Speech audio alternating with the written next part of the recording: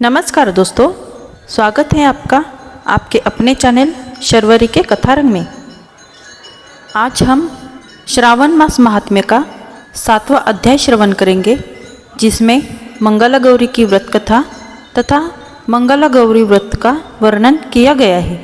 तो आइए प्रारंभ करते हैं श्रावण मास के महात्म्य का 7वां अध्याय। ईश्वर बोले, हे सनत कुमार, अब मैं अत्युत्तम ब्रह्म व्रत का वर्णन करूंगा, जिसके अनुष्ठान करने मात्र से वैधव्य नहीं होता है। विवाह होने के पश्चात 5 वर्षों तक यह व्रत करना चाहिए। इसका नाम मंगला गौरी व्रत है। यह पापों का नाश करने वाला है। विवाह के पश्चात प्रथम श्रावण शुक्ल पक्ष में पहले मंगलवार को यह व्रत आरंभ करना चाहिए। केले के खंभों से सुशोभित एक पुष्प मंडल बनाना चाहिए और उसे अनेक प्रकार के फलों तथा रेशमी वस्त्रों से सजाना चाहिए। उस मंडप में अपने सामर्थ्य के अनुसार देवी की सुवर्णमयी अथवा अन्य धातु की बनी प्रतिमा स्थापित करनी चाहिए। उस प्रतिमा को 16 उपचारों से, 16 दुर्वा से, 16 चावलों से तथा 16 चने की दालों से मंगला गौरी नामक देवी की पूजा करनी चाहिए और 16 बत्तियों से 16 दीपक जलाने चाहिए। दही तथा भात का नैवेद्य भक्तिपूर्वक अर्पित करना चाहिए। देवी के पास ही पत्थर का सील तथा लोढ़ा स्थापित करना चाहिए। 5 वर्ष तक इस प्रकार से करने के पश्चात उद्यापन करना चाहिए। माता को वायन प्रदान करना चाहिए, जिसकी विधि आप सुनिए।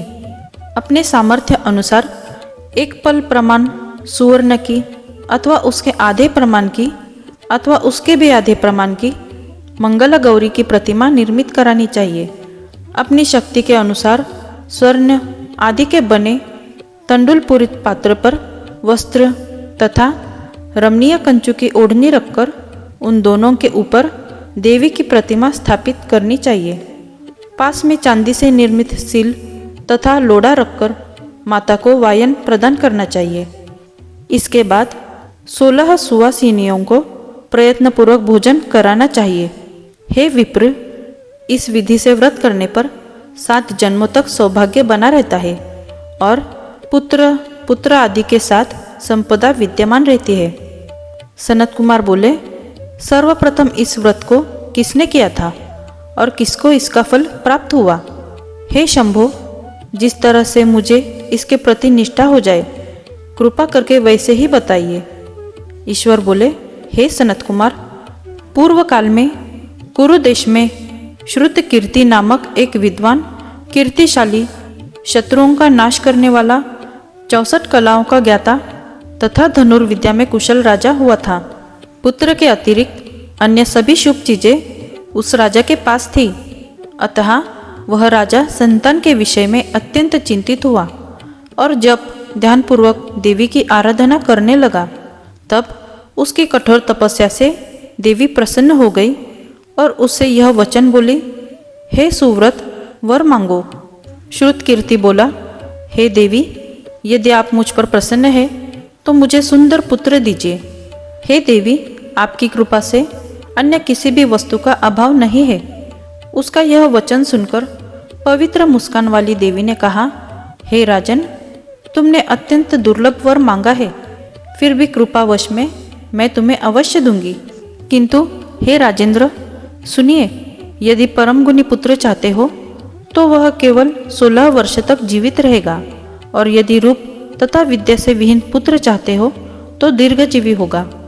देवी का यह वचन सुनकर राजा चिंतित हो उठा और पुनः अपनी पत्नी से परामर्श करके उसने गुणवान तथा सभी शुभ लक्षणों से संपन्न 16 वर्ष की आयु वाला पुत्र मांगा। तब देवी ने भक्ति संपन्न राजा से कहा, हे नृपनंदन, मेरे मंदिर के द्वार पर आम का वृक्ष है।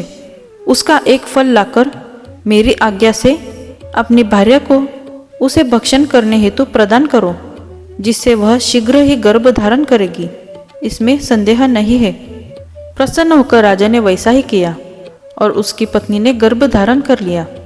10वें महीने में उसने देवतुल्य सुंदर पुत्र को जन्म दिया। तब हर्ष तथा शोक से युक्त राजा ने बालक का जात कर्म आदि संस्कार किया और शिव का स्मरण करते हुए उसका नाम चिरायु रखा। इसके बाद पुत्र के 16 वर्ष के होने पर पत्नी सहित राजा चिंता में पड़ गए और वे विचार करने लगे कि यह पुत्र बड़े कष्ट से प्राप्त हुआ है और मैं इसकी दुखद मृत्यु अपने ही सामने कैसे देख सकूंगा। ऐसा विचार करके राजा ने पुत्र को उसके मामा के साथ काशी भेज दिया। प्रस्थान के समय राजा की पत्नी ने अपने भाई से कहा कि कार्पटिक का वेश धारण करके आप मेरे पुत्र को काशी ले जाइए। मैंने भगवान मृत्युंजय से पूर्व में पुत्र के लिए प्रार्थना की थी और कहा था कि हे विश्वेश, आप जगतपति की यात्रा के लिए मैं उस पुत्र को अवश्य भेजूंगी। अतः आप मेरे पुत्र को आज ही ले जाइए और सावधानी पूर्वक इसकी रक्षा कीजिएगा। अपनी बहन की यह बात सुनकर भांजे के साथ वह चल पड़ा। कई दिनों तक चलते चलते वह आनंद नामक नगर में पहुंचा। वहाँ सभी प्रकार की समृद्धियों से संपन्न वीरसेन नाम वाला राजा रहता था। उस राजा की एक सर्वलक्षण संपन्न युवावस्था प्राप्त मनोहर तथा रूप लावण्यमयी मंगला गौरी नामक कन्या थी। सभी उपमानों को तुच्छ करके सौंदर्य अभिवृद्धि को प्राप्त वह कन्या किसी समय सखियों के साथ नगर के उपवन में क्रीड़ा करने के लिए गई हुई थी। उसी समय वह चिरायु तथा उसका मामा वे दोनों भी वहां पहुंच गए और उन कन्याओं को देखने की लालसा से वही विश्राम करने लगे। इसी बीच विनोदपूर्वक क्रीड़ा करती हुई उन कन्याओं में से किसी एक ने कुपित होकर राजकुमारी को रांडा यह कुवचन कह दिया। तब उस अशुभ वचन को सुनकर राजकुमारी ने कहा, तुम अनुचित बात क्यों बोल रही हो? मेरे कुल में तो इस प्रकार की कोई नहीं है। मंगला गौरी की कृपा से तथा उनके व्रत के प्रभाव से विवाह के समय जिसके सर पर मेरे हाथ से अक्षत पड़ेंगे, हे सखी, वह यदि अल्प आयु वाला भी होगा तो भी चिरंजीवी हो जाएगा। इसके बाद वह सभी कन्याएं अपने अपने घर चली गई। उसी दिन राजकुमारी का विवाह था। पालिक देश के दृढ़धर्मा नामक राजा के सुकेतु नाम वाले पुत्र के साथ उसका विवाह निश्चित किया गया था।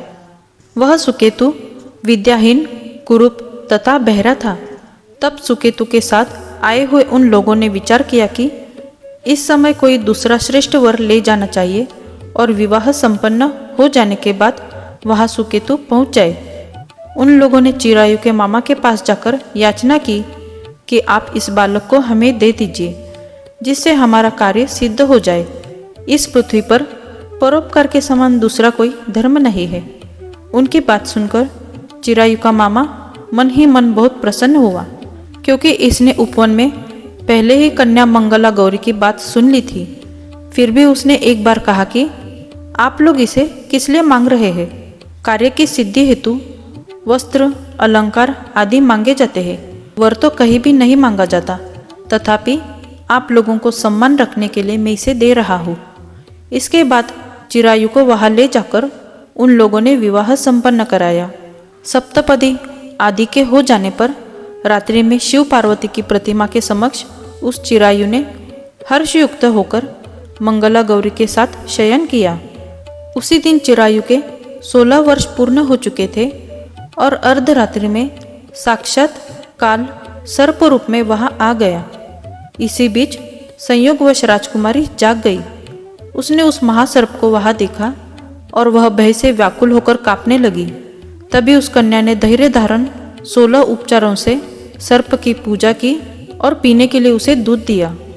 उसने दीनता भरी वाणी में उस सर्प की प्रार्थना तथा स्तुति की। मंगला गौरी प्रार्थना करने लगी कि मैं उत्तम व्रत को करूंगी जिससे मेरे पति जीवित रहे। ये जिस तरह से चिरकाल तक जीवित रहे, आप वैसा कीजिए। इतने में सर्प वहां स्थित एक कमंडलों में प्रवेश कर गया और उस मंगला गौरी ने अपनी कंचुकी से उस कमंडलू का मुंह बांध दिया। इसी बीच उसका पति अंगड़ाई लेकर जाग गया और अपनी पत्नी से बोला, हे प्रिय, मुझे भूख लगी है। तब वह अपने माता के पास जाकर खीर, लड्डू आदि ले आई और उसके द्वारा दिए भोज्य पदार्थ को उसने प्रसन्न मन होकर खाया। भोजन के पश्चात हाथ धोते समय उसके हाथ से अंगूठी गिर पड़ी। तांबुल खाकर वह पुनः सो गया। इसके बाद मंगला गौरी कमंडलू को फेंकने के लिए जाने लगी। विधि की कैसी गति है कि उस कमंडलू में से बाहर की ओर जगमग करती हुई हार कांति को देखकर वह आश्चर्यचकित हो गई। घट में स्थित उस हार को उसने अपने कंठ में धारण कर लिया। इसके बाद कुछ रात शेष रहते ही चिरायु का मामा आकर उसे ले गया। इसके बाद वर पक्ष के लोग सुकेतु को वहां ले आए। उसे देख मंगला गौरी ने कहा कि यह मेरा पति नहीं है। तब उन सभी ने उससे कहा, हे शुभे, तुम यह क्या बोल रही हो? यह तुम्हारा कोई परिचायक हो तो उसे हम लोगों को बताओ। मंगला गौरी बोली, जिसने रात्रि में 9 रत्नों से बनी अंगूठी दी है, उसकी अंगुली में इसे डालकर परिचायक निशानी देख ले। मेरे पति ने रात्रि में मुझे जो हार दिया था, उसके रत्नों का समुदाय कैसा है, इस बात को यह बताए। यह तो कोई अन्य ही है। इसके अतिरिक्त रात्रि में आम सींचते समय उनका पैर कुमकुम से लिप्त हो गया था। वह मेरी जांघ पर अब भी विद्यमान है। उसे आप लोग शीघ्र देख ले। साथ ही रात में परस्पर भाषण तथा भोजन आदि जो कुछ किया गया था, उसे भी यह बता दे, तब यह निश्चय ही मेरा पति है। इस प्रकार उसका वचन सुनकर सभी ठीक है कहने लगे। किंतु जब एक भी बात न मिली, तब सभी ने सुकेतु को उसका पति होने से निषिद्ध कर दिया और वर पक्ष वाले जिस तरह से आए थे उसी तरह से चले गए। उसके बाद अपने वंश को बढ़ाने वाले महान यश से संपन्न तथा परम मनस्वी मंगला गौरी के पिता ने अन्न पान आदि का सत्र चलाया। उन्होंने वर पक्ष का वृत्तांत कानों कान सुन लिया कि स्वरूप से कुरूप होने के कारण लोगों के द्वारा किसी अन्य को वर के रूप में आदरपूर्वक लाया गया था। तब उन्होंने अपनी कन्या को पर्दे के भीतर बिठा दिया। उसके बाद 1 वर्ष बीतने पर यात्रा करके चिरायु अपने मामा के साथ यह देखने आया कि विवाह के बाद वह क्या हुआ। तब उसे गवाक्ष के भीतर से देखकर वह मंगला गौरी अत्यंत प्रसन्न हुई और माता पिता से बोली कि मेरे पति आ गए हैं। राजा ने अपने सुरजनों को बुलाकर पूर्व में कहे गए सभी परिचायकों को निशानी को देखकर मंद मुस्कान वाली अपनी कन्या चिरायु को सौंप दी। राजा ने शिष्ट जनों को साथ लेकर विवाह का उत्सव कराया। इसके बाद राजा वीरसेन ने वस्त्र, आभूषण आदि, सेना, घोड़े, रथ और अन्य भी बहुत सी सामग्रियां देकर उन्हें विदा किया। उसके बाद कुल को आनंदित करने वाला वह चिरायु पत्नी तथा मामा को साथ लेकर सेना के साथ अपने नगर पहुंचा। लोगों के मुख से उसे आया हुआ सुनकर उसके माता पिता का विश्वास नहीं हुआ। उन्होंने सोचा कि प्रारब्ध अन्यथा कैसे हो सकता है। इतने में वह अपने माता पिता के पास आ गया और स्नेह से परिपूर्ण वह चिरायु भक्तिपूर्वक उनके चरणों में गिर पड़ा। तब अपने पुत्र का मस्तक सूंघकर उन दोनों ने परम आनंद प्राप्त किया। पुत्रवधू मंगला गौरी ने भी सास ससुर को प्रणाम किया। तब सास उसे अपनी गोद में बिठाकर सारा वृत्तांत शीघ्रतापूर्वक पूछने लगी। हे महामुने, तब पुत्रवधू ने भी मंगला गौरी के उत्तम व्रत महात्म्य तथा जो कुछ घटित हुआ था वह सब वृत्तांत बताया। हे सनत कुमार, मैंने आपसे इस मंगला गौरी व्रत का वर्णन कर दिया। जो कोई भी इसका श्रवण करता है अथवा जो इसे कहता है, उसके सभी मनोरथ पूर्ण हो जाते हैं, इसमें संदेह नहीं है। सूत जी बोले, हे ऋषियों, इस प्रकार शिवजी ने सनत कुमार को यह मंगला गौरी व्रत बताया और उन्होंने सभी कार्यों को पूर्ण करने वाले इस व्रत को सुनकर महान आनंद प्राप्त किया। इस प्रकार श्री स्कंद पुराण के अंतर्गत ईश्वर सनत कुमार संवाद में श्रावण महात्म्य में मंगला गौरी व्रत कथन नामक 7वां अध्याय पूर्ण हुआ।